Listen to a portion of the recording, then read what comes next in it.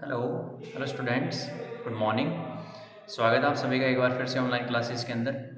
तो इससे पहले लेक्चर तक यानी 8वें लेक्चर तक हम डिस्कस कर चुके हैं। जितने भी अपने बंध बनते हैं सॉलिड के अंदर वो सारे डिस्कस कर चुके हैं। ठीक है, आयनिका बंध, सहसंयोजका बंध, धात्विक, वंडरवॉल और हाइड्रोजन, जो कि एक वंडरवॉल की विशेष स्थिति होती है।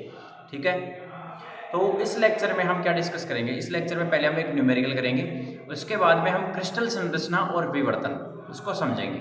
ठीक है, चलो न्यूमेरिकल लिखो।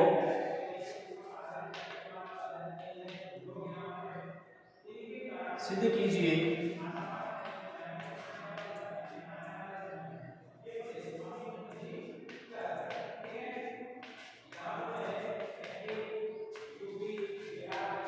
सिद्ध कीजिए कि एक विमीय आयनिक क्रिस्टल के लिए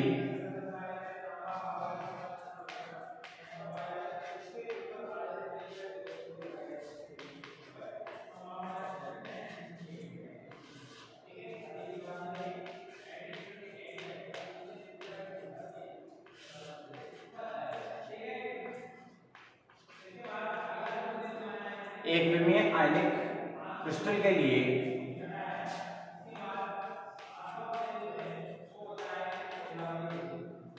मेडलैंक नियतांक या मेडलैंक कांस्टेंट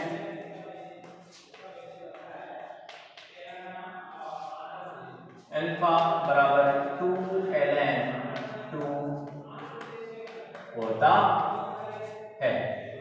ठीक है बच्चों, हमें क्या प्रूफ करना है कि एक विमीय आयनिक क्रिस्टल, वन डायमेंशनल आयनिक क्रिस्टल के लिए मेडलैंक कांस्टेंट अल्फा की वैल्यू 2ln 2 आएगी। ये हमें प्रूफ करना है। तो इसको किस प्रकार से प्रूफ किया जाए? एक विमीय आयनिक क्रिस्टल लिया जाए। चलो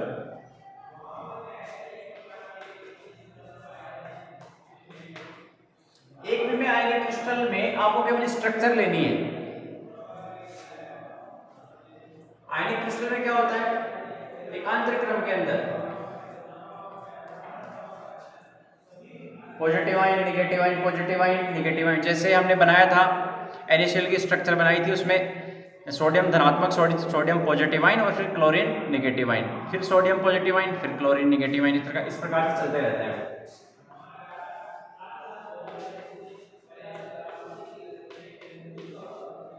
ठीक है, सो ऑन। एक विमीय का मतलब या तो x में हो सकता है, y में हो सकता है या फिर z में हो सकता है। अच्छा, इनके बीच की दूरी क्या होगी? इनके बीच की दूरी है a। इनके बीच की दूरी क्या है? a है। दो कंजिक्यूटिव, जैसे एक धनात्मक और एक ऋणात्मक आयन के बीच में। ठीक है, इसको मैंने नाम दे दिया ए आयन। ठीक है,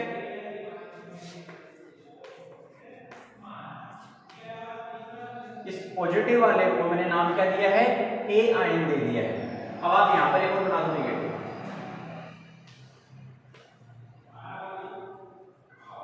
दूरी बराबर रखना। अब देखो, इसको हम बनाएंगे आधार, इसको सेंटर बनाएंगे, इसके सापेक्ष ज्ञात करेंगे। किस प्रकार से ज्ञात करना है? अब देखिए यहां पर क्या है, इससे ए दूरी पर ये ऋणात्मक आयन है, इससे ए दूरी पर ये क्या है इधर? अरे ये दूरी कितनी होगी? ए होगी, और ये वाली दूरी कितनी होगी? ए होगी। ठीक है, यानी ए दूरी पर दो ऋणात्मक आयन हैं, पॉजिटिव नेगेटिव। तो इसके वजह से स्थितिज ऊर्जा बनेगी प्लस माइनस, और इधर भी प्लस माइनस। अच्छा, प्लस माइनस के कारण कितनी बनेगी? U बराबर माइनस के Q1 Q2 अपॉन ए स्क्वायर। R कितना है? R बराबर A है ना, सिंपल। तो कितना आएगा U बराबर minus E square upon 4 pi epsilon not A। 1 upon 4 pi epsilon not को मैंने क्या मान लिया? K मान लिया। ठीक है, अच्छा इन दोनों के कारण कितनी बनेगी? इन दोनों के कारण तो डबल, इसके इसके कारण, एक के कारण कितनी है? इस एक सिस्टम के कारण कितनी है? U बराबर माइनस के ई स्क्वायर अपॉन ए। इतनी इसके कारण इस सिस्टम के कारण डबल हो जाएगी, -2k² जब लिखेंगे तब समझ में आ जाएगा।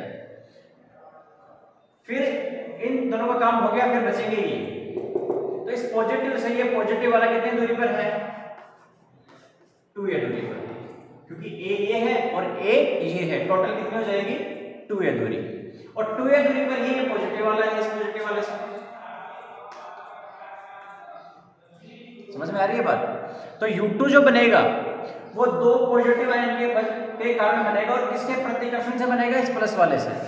तो ये प्लस वाला इसको और इसको क्या करेगा, प्रतिकर्षित करेगा, प्रतिकर्षण में आएगा पॉजिटिव साइन। तो U2 बराबर 2k² अपॉन कितना आ जाएगा नीचे 2a, लेकिन साइन किसका रहेगा, पॉजिटिव। उसके बाद में ये नेगेटिव वाला कितनी दूरी पर है, a 3a, ठीक है। और इससे 3a दूरी पर कौन सा है, ये और नेगेटिव वाला है। समझ में आ रही है बात? इस प्रकार से हल्की सी लाइन खींच लेना ताकि समझ में आ जाए। और ये a, अब देखो चित्रानुसार एक विमीय आयनिक क्रिस्टल, चित्रानुसार एक विमीय आयनिक क्रिस्टल में A कोई धनात्मक आयन है,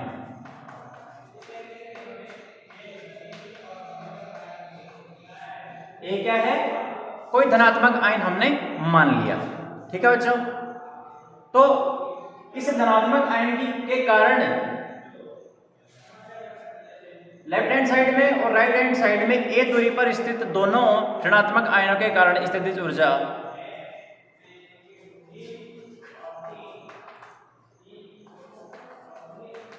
A से A दूरी पर दो ऋणायन स्थित हैं, अतः स्थितिज ऊर्जा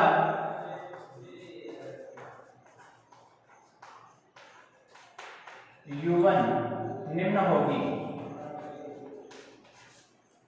कितनी होगी, U1 बराबर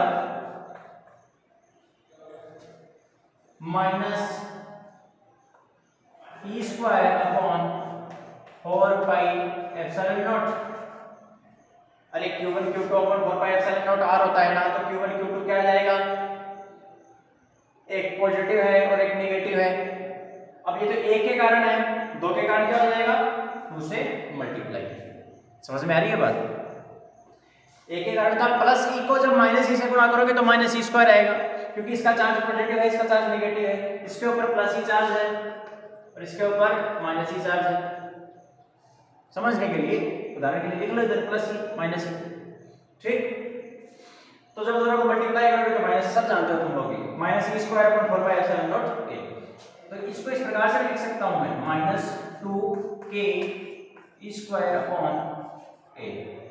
ठीक है। 1/4πε0 को मैंने k लिख दिया, इक्वेशन नंबर 1, ठीक है, याद तक नोट करो। अब उसमें सेकंड वाले में मैं ये लिखूंगा कि A से 2a दूरी पर दो धनात्मक आयन या धनायन स्थित हैं, अतः स्थितिज ऊर्जा U2 निम्न होगी।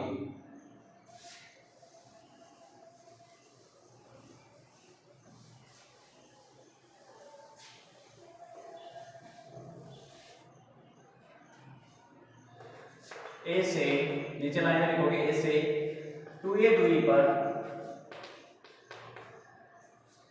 दो धनायन स्थित हैं, अतः स्थितिज ऊर्जा U2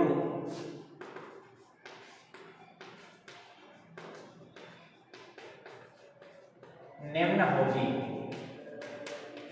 कितनी पोटेंशियल एनर्जी बनेगी, और ये पोटेंशियल एनर्जी इस प्रकार से होगी, U2 बराबर plus 2k square upon a की जगह कितना आ जाएगा, केवल डिस्टेंस में चेंज आएगा और साइन में। इसी प्रकार u3 कितना होगा, जो 3 दूरी पर है उनकी वजह से होगा -2k स्क्वायर अपॉन 3a। समझ में आ रही है बात, क्योंकि वो 3a दूरी पर है, प्लस वाले से 2 माइनस के, तनाइन से जो a पे सेंटर पे माना है उससे 2 हैं 3a दूरी पर माइनस वाले, इसलिए -2k स्क्वायर अपॉन 3a। अब हम क्या करेंगे, टोटल पोटेंशियल एनर्जी बनाएंगे।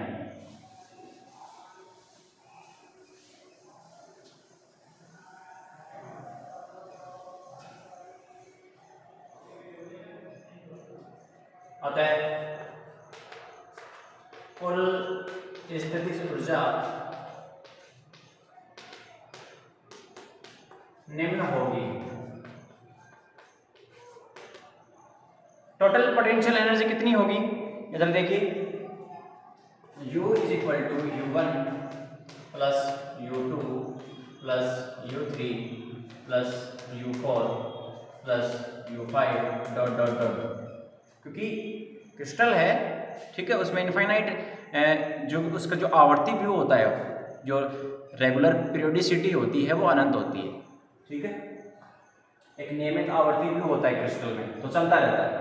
इसलिए मान रखो इस सबका, इसका मान कितना है, -2k स्क्वायर अपॉन a, यहाँ कितना था, +2k square upon 2a, minus plus minus plus minus चलेगा alternate, 2k square upon 3a, और इसी प्रकार से plus 2k square upon 4a dot dot dot. तो u बराबर, यहां से एक काम करो, -2k square upon a common ले लो, और सी कैलकुलेशन है, समझने का जो पार्ट हो तो हम समझ चुके हैं, अब है कैलकुलेशन पार्ट। देखो इसको, -2k स्क्वायर अपॉन a, इसकी जगह 1 बचेगा, यहाँ कितना बचेगा, यहाँ माइनस, अब आपने कॉमन ले लिया तो इसकी जगह बचेगा -2k स्क्वायर अपॉन a, तो कॉमन आ गया, 1/2 बच जाएगा, इसकी जगह बचेगा +1/3, यहाँ बचेगा -1/4 plus 1/5 dot dot dot, plus minus plus minus plus minus, ठीक है। इसको आप इक्वेशन नंबर 2 को आप इसको, अच्छा 1 2 3 इसका चल रहा है ना, तो इसको इक्वेशन नंबर ए दे दो, ठीक है, क्योंकि जो 1 2 3 आएंगे तो वो U1 U2 U3 उनमें चले जाएंगे सब। इसको अलग से इक्वेशन नंबर दे दो स्मॉल a, ठीक है, क्योंकि log 1 + x का फॉर्मूला क्या होता है, x² माइनस, ठीक, x minus x² 2 plus x³ 3, चलता रहता है इस प्रकार से, x minus x² 2 plus x³ 3। अब यदि इसमें मैं x बराबर, यदि x बराबर कितना हो, if x बराबर 1 रख दो इसमें, यदि x बराबर 1 रखूं तो कितना आएगा, देखो,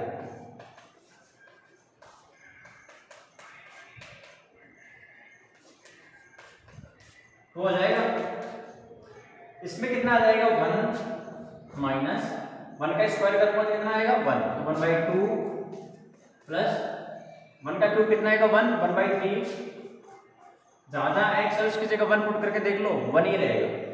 तो ये इस प्रकार से चल रहा है, ये किसके बराबर है, इस अंदर वाले पार्ट के बराबर, दिख रहा है आपको, ठीक।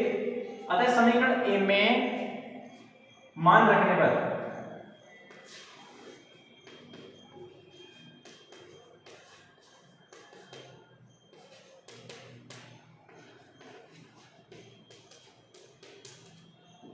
समीकरण ए में मान रखो, मान रखने पर क्या आएगा,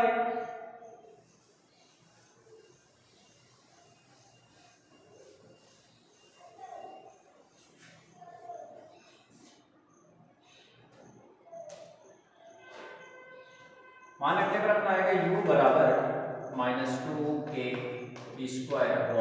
a, इसके जगह आ जाएगा log 2। ठीक है, क्या क्या इसकी जगह log ln क्या है, log e बेस में है,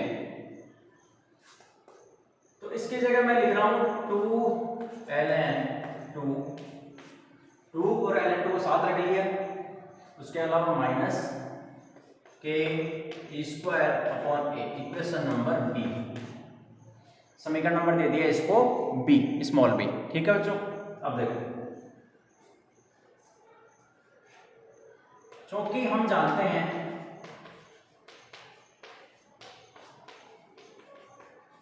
कि जो आयनिक क्रिस्टल होता है उसकी स्थितिज ऊर्जा कितनी आती है, आकर्षण स्थितिज ऊर्जा,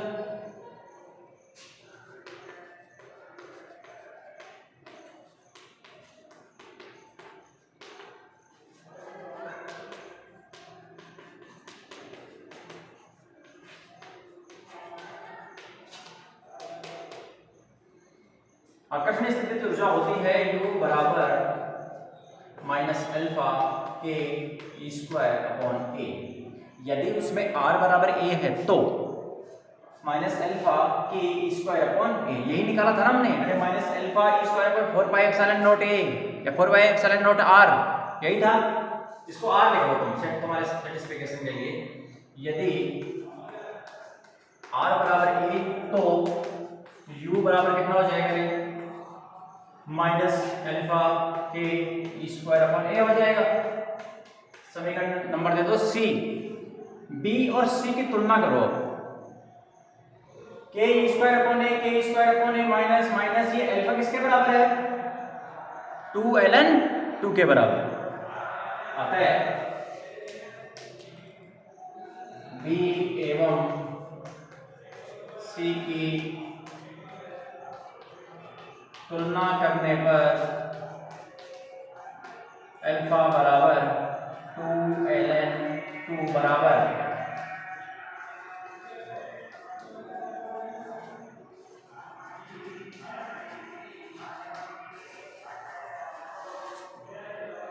हैंस प्रूफ। अल्फा क्या है, मेडुलैंग कांस्टेंट, और कितना आया 2ln 2। ठीक है, अब इसका जो भी मान आएगा वो 2ln 2 से फाइंड आउट हो जाएगा। ठीक है, नोट करो,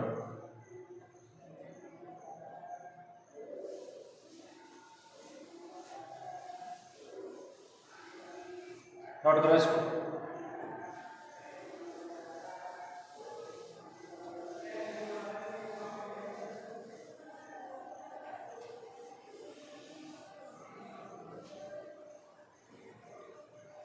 तो अभी हमने एक न्यूमेरिकल सॉल्व कर लिया है। ठीक है, अच्छा अब हम चलते हैं आयन, ये जो क्रिस्टल संरचना वाला पार्ट है उसके ऊपर। ठीक है, तो एक हेडिंग डालना, और हेडिंग किस प्रकार से डालनी है, नए पेज पे सबसे ऊपर लिखोगे। ठीक है, जहाँ पे यूनिट का नाम लिखते हो, चैप्टर का नाम लिखते हो, वहां पर सबसे ऊपर क्रिस्टल संरचना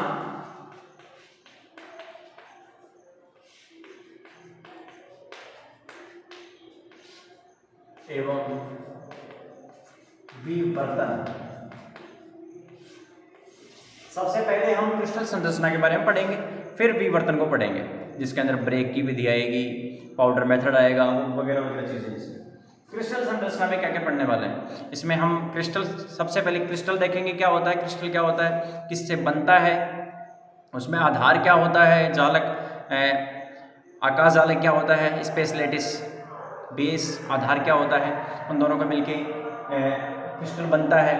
ठीक है, तो अब इसके अंदर पढ़ने क्या क्या वाले हैं, क्रिस्टल संरचना वाले पार्ट। संरचना का मतलब स्ट्रक्चर, क्रिस्टल स्ट्रक्चर, तो इसमें पढ़ेंगे simple cubic, SC, BCC base centred cubic, FCC face centred cubic. ठीक है, इसी प्रकार से संरचनाएं पढ़ने वाले हैं। तो स्टार्ट करते हैं इसमें सबसे पहले क्रिस्टल के बारे में, क्रिस्टल संरचना के बारे में।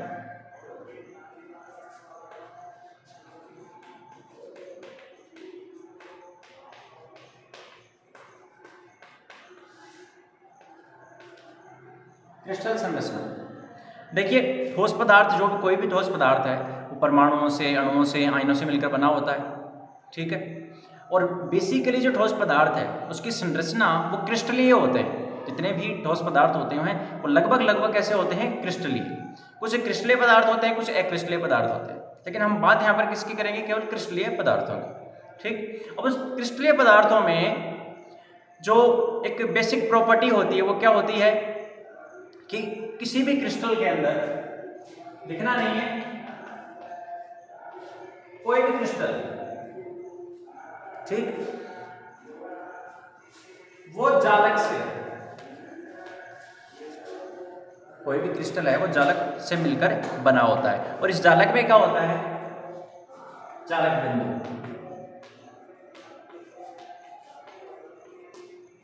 इसको समझेंगे क्या होता है ये, इसको आकाश जालक भी बोलते हैं, स्पेस लेटिस भी बोलते हैं। अब उसके अंदर होते हैं लेटिस पॉइंट्स, जालक बिंदु होते हैं, ठीक है। तो कोई भी जो क्रिस्टल है वो जालक से मिलकर बना होता है, जिसमें जालक बिंदु होते हैं। जब इन जालक बिंदुओं पर आधार रख दिया जाता है, आधार का मतलब एग्जाम्पल देके समझाऊंगा तो बिल्कुल प्रॉपर समझ में आएगा, डोंट वरी। जब इन जालक बिंदुओं पर आधार, यानी आधार का मतलब परमाणु हो सकता है, सिंगल परमाणु का समूह हो सकता है, अणु हो सकता है, ठीक है। इनको सामान्यतः क्या बोला जाता है, आधार बोला जाता है, बेस बोला जाता है। जब इनके ऊपर आधार सम्मिलित कर दिया जाता है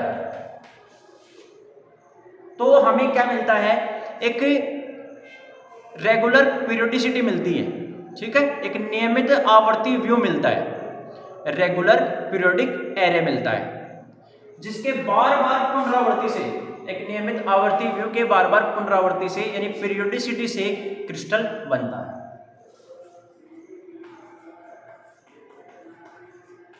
अब इसको समझिए, कैसे समझिए कि मान लो अपने पास NaCl की स्ट्रक्चर थी ना, इस प्रकार से,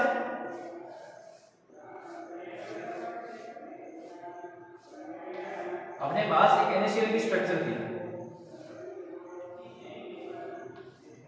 बनाई थी ना हमने इस प्रकार से, याद है आपको? एक बार इस प्रकार से काटा था, फिर इस प्रकार से काटा था, फिर बीच में से इस प्रकार से लेके गए थे, फिर बीच वाले पॉइंट्स को इस प्रकार से मिलाया था, ठीक है, और इन पॉइंट्स को इधर मिलाया था। अब ये जो आपको दिख रहा है, ये जो ढांचा दिख रहा है ना आपको, इसका नक्शा दिख रहा है NaCl क्रिस्टल का, अभी ये NaCl क्रिस्टल नहीं है, अभी ये आकाश जालक है। क्या है? आकाश जालक।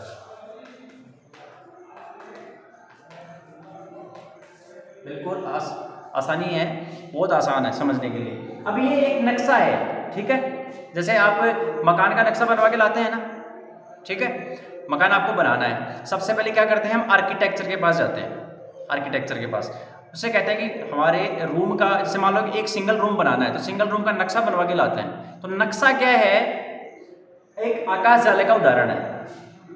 अब जब उस नक्शे के अंदर मटेरियल फिट करते हैं, क्या मटेरियल फिट करते हैं, ईंटें खड़ी करते हैं। ईंटें यहाँ पर किसका काम करेंगी, परमाणु का समूह या आयन का काम करेंगे, अणुओं का काम करेंगे, ठीक है। तो जब उसमें ईंटें रखते हैं तब जाके क्या बनता है, कमरा बनता है, रूम बनता है। ऐसे ही जब इसमें हम यहाँ पर बीच में रख देंगे Na+, उसके बाद में यहाँ पर रखते जाएंगे, जैसे यहाँ Cl- है, यहाँ सोडियम आएगा और यहाँ पर क्या आएगा, इस प्रकार से क्लोरीन आएगा। तो जब Na+ और Cl- यहाँ रखेंगे तब जाके क्या बनेगा, NaCl क्रिस्टल बनेगा। कहने का मतलब जब आकाश जालक को से आधार जोड़ दिया जाता है, आधार का मतलब परमाणु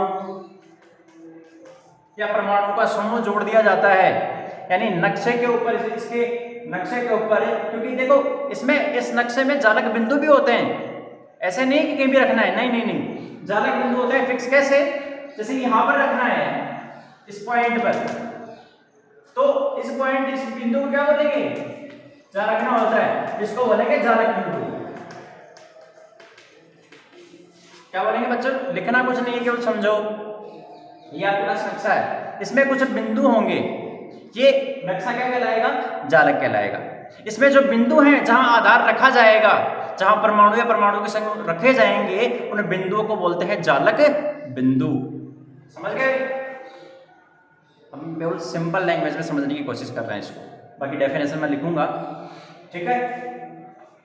तो आकाश जालक से जब आधार जोड़ दिया जाता है तब क्या बनता है, क्रिस्टल संरचना बनती है। यही पढ़ने वाले हैं सबसे पहले, ठीक है। फिर अलग अलग टाइप की क्रिस्टल संरचनाएं होती हैं क्रिस्टल की, सिंपल क्यूबिक होती है, बेस सेंटर्ड क्यूबिक होती है, बीसीसी एफसीसी होती है, ठीक है, वगैरह वगैरह। तो सबसे पहले इसको समझो कि, और एक चीज और, आकाश जालक से आधार जुड़ेगा तो क्रिस्टल संरचना बनेगी, लेकिन कोई भी जो क्रिस्टल है, कोई भी जो ठोस क्रिस्टलीय पदार्थ है, उसकी एक समरूप इकाई होती है, एक क्या होता है, आइडेंटिकल स्ट्रक्चरल यूनिट होती है, ठीक है।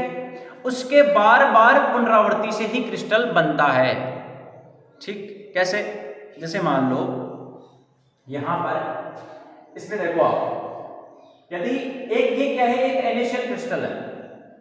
अब पूरा क्रिस्टल किस प्रकार से बनेगा, जब बार बार, जैसे मान लो कि अपने पास इस प्रकार से एक इकाई है, इस प्रकार से ध्यान से देखना,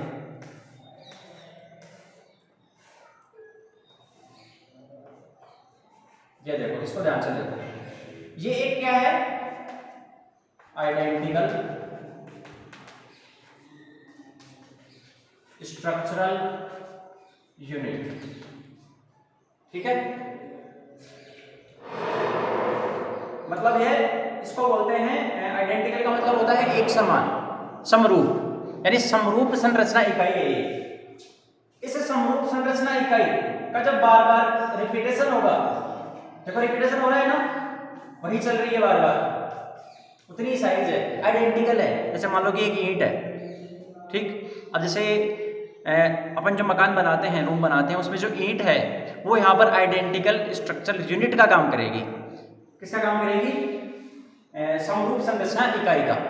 अब उसी टाइप की ईंटें बार बार लगा दी जाएंगी तो पूरा क्या ढांचा खड़ा हो जाएगा, पूरा क्या बन जाएगा, क्रिस्टल बन जाएगा। समझ में आ रही है बात। अब देखो इसको लिख लेते हैं,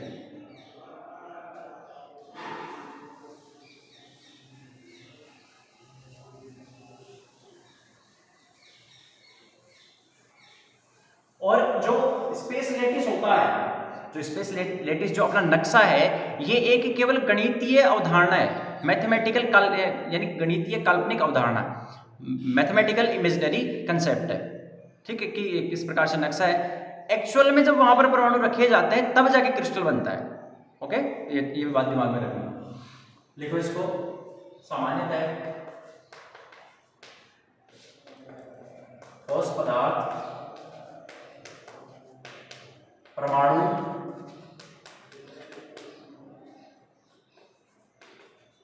आयनों या अणुओं से मिलकर बना होता है। वही लैंग्वेज लिखनी है और कुछ नहीं करना।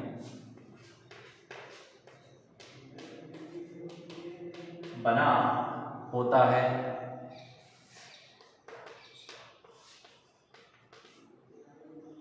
सामान्यतः ठोस पदार्थ परमाणु के समूह आयनों या अणुओं से मिलकर बना होता है।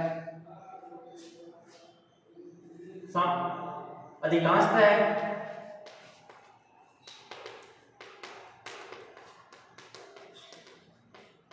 ठोस पदार्थ क्रिस्टलीय संरचना रखते हैं।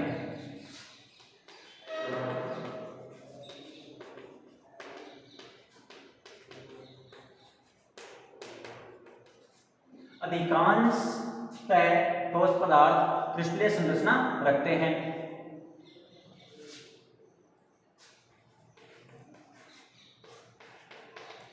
किसी ठोस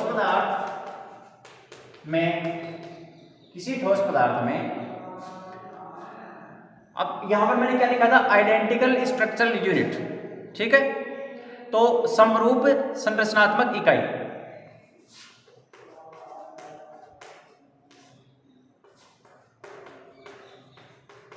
अब ये जो वर्ड है ये तो कम से कम आपको याद करने पड़ेंगे, इसका कोई ऑप्शन नहीं है। ठोस पदार्थ में समरूप संरचनात्मक इकाई, ये क्या है कि एक यूनिट होती है, एक बेसिक है कि आप इसको बार बार रिपीट करोगे तब जाके आपका क्या बनेगा, ढांचा बनेगा, क्रिस्टल बनेगा। किसी ठोस पदार्थ में समरूप संरचनात्मक इकाई यानी आइडेंटिकल स्ट्रक्चरल यूनिट, आइए इंग्लिश में लिखो, आइडेंटिकल स्ट्रक्चरल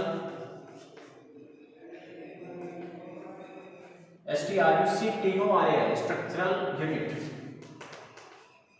समरूप संरचनात्मक इकाई के की पुनरावृत्ति से देखो, इसकी जब पुनरावृत्ति होगी ना, बार बार रिपीटेशन होगा इसका, पुनरावृत्ति का मतलब क्या है, रिपीटेशन।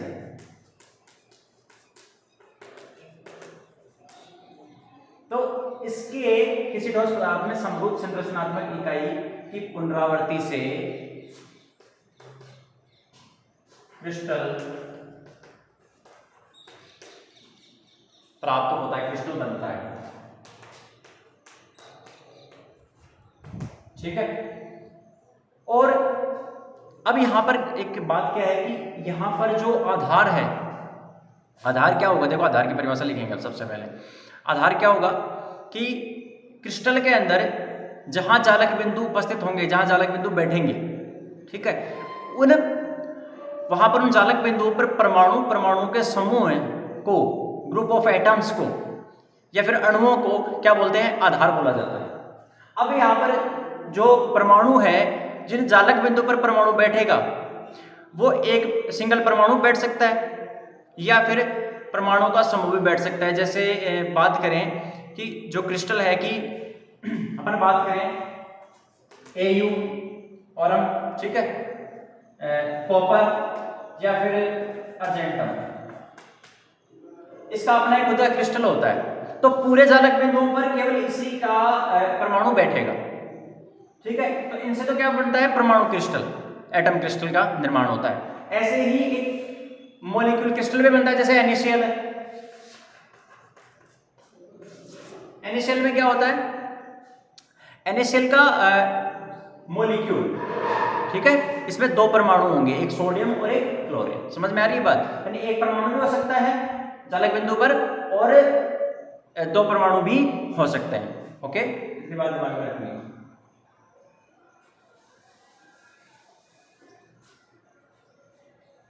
तो मैं ये कह रहा था इसमें, देखिए आधार सदिश के बारे में, कि किसी भी क्रिस्टल में जो आधार सदिश होता है वो क्या होता है, आधार सदिश नहीं, आधार क्या होता है, बेस क्या होता है, वो सिंपली होता है चालक बिंदुओं पर परमाणु या परमाणुओं के समूह को। किसी क्रिस्टल में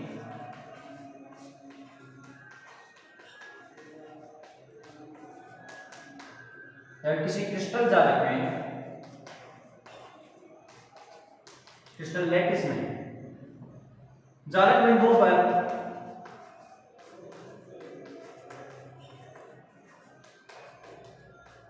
किसी क्रिस्टल जालक में जालक बिंदुओं पर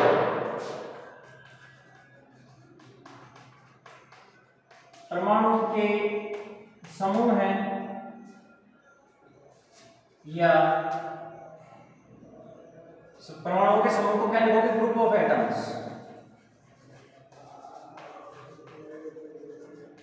ठीक है, किसी क्रिस्टल जालक में, क्रिस्टल लैटिस में जालक बिंदुओं पर परमाणुओं के समूह, परमाणु या परमाणुओं के समूह, ठीक है, ऐसा लिख सकते हो, बिंदुओं पर परमाणु या परमाणुओं के समूह, परमाणु या, क्योंकि सिंगल परमाणु भी हो सकता है, जैसे कॉपर का क्रिस्टल मिले उसमें सिंगल परमाणु बैठता है, या फिर परमाणुओं के समूह का मतलब जैसे NaCl फॉर एग्जाम्पल, परमाणु या परमाणुओं के समूह में को आधार यानी बेस कहते हैं। ठीक है, इंपॉर्टेंट डेफिनेशन है, याद रखोगे आप। बेस किसे कहेंगे, जालक बिंदुओं पर जो बैठ रहे हैं, जो परमाणु बैठेगा या परमाणु के समूह बैठेंगे उनको कहते हैं। ठीक है, इसके बिना, आधार के बिना, आधार क्या है आपका, जैसे हम मकान बनाते हैं तो हमारी जो ईंट है वो आधार है, उसके बिना मकान खड़ा नहीं होगा। आप चाहे कितना नक्शा बनवा के ले आओ, ठीक है, नक्शा क्या है, एक मैथमेटिकल कंसेप्ट है, ठीक है, एक इमेजिनरी मैथमेटिकल कंसेप्ट है। जब आप उसमें आधार को फिट करते हो नक्शे के अंदर, नक्शा अपना क्या कहलाएगा, जालक आकाश, आकाश जालक स्पेस लेटिस, और जिसमें आधार का मतलब ईंट वो फिट करेंगे तब जाके अपना मकान खड़ा होता है, रूम खड़ा होता है। चलो इसको लिख लो, और इसको लिखने के बाद हम क्या लिखेंगे अब, आकाश जालक। तो आकाश जालक पढ़ेंगे नेक्स्ट लेक्चर में, ओके, क्योंकि इसमें काफ़ी लेंथी हो चुका है वीडियो। नेक्स्ट लेक्चर में हम बात करेंगे आकाश जालक की, उसके बाद में आकाश जालक से हम क्या बनाएंगे, क्रिस्टल बनाएंगे, ठीक है। उसमें एक टर्म आएगी स्थानांतरण जालक सदिश, ट्रांसलेशन लेटिस वेक्टर, उसको पढ़ेंगे, ठीक है। तब तक के लिए इसको ध्यान से पढ़िए, इसको नोट कर लेना।